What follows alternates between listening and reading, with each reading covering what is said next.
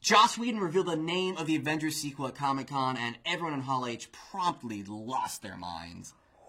Like that.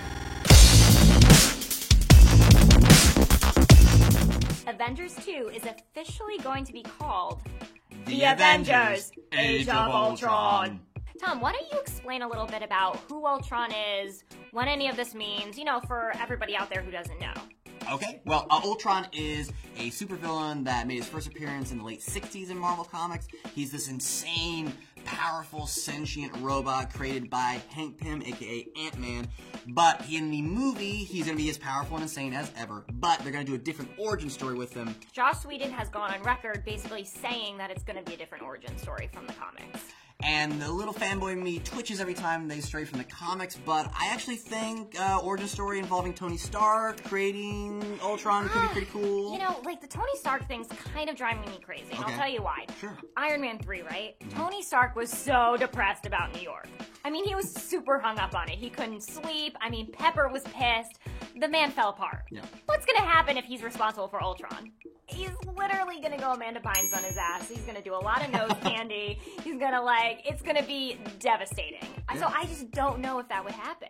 I'm wondering if they might bring Thanos in to kind of be the one who's manipulating someone into creating Ultron. We saw a sneak peek of him at the end of Avengers 1, so we know he's coming at some point. Yeah, there are rumors that they're saving him for Avengers 3, but that could very well happen, that he's sort of the mastermind behind things. So Tom, Ant-Man isn't set to be released until after Avengers 2. Correct. Which is probably why they're forced to create a new origin story. Yeah, absolutely. And Joss Whedon has admitted that they're going to take pieces and parts from the stories in the comic books and use it for what they will in the movies, which I'm fine with. Some geek purists may be pissed off about that, but it's Whedon.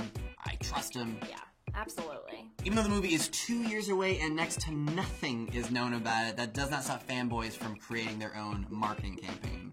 Yes, there's good ones and there's bad ones out there. So this first one, it's really dark. I kind of like that. We have Ultron in the background, devastation everywhere. Joss Whedon even mentions it's dark. Yeah. The movie is going to be darker and more geared towards sci-fi. Yeah. I know something about this reminds me of The Day That Earth Stood Still, not the Keanu Reeves crappy one, but the old 60s awesome one.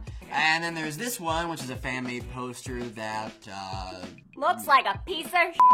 I was going to say fan-made poster. I'm piece sorry. of shit works too. I'm all for creativity. Yeah. I think the artistry is lovely. That's a wonderful Scarlett Jo. Yeah. Looks just like her. And then we have this Iron Man 4 fan-made poster. Is it even coming out? I don't think so. But it's something we've seen before too. Yeah. It's like Tony versus suit, conflicted. Ooh, who am I? It's a little run-of-the-mill. We Yeah. appreciate the effort. We do. That's it for today. I'm Tom Fonz. Let us know in the comments section what you think about Joss Whedon changing the origin story for Ultron. And I'm Meg McCarthy, and don't forget to subscribe to Cinefix for more news about evil robots.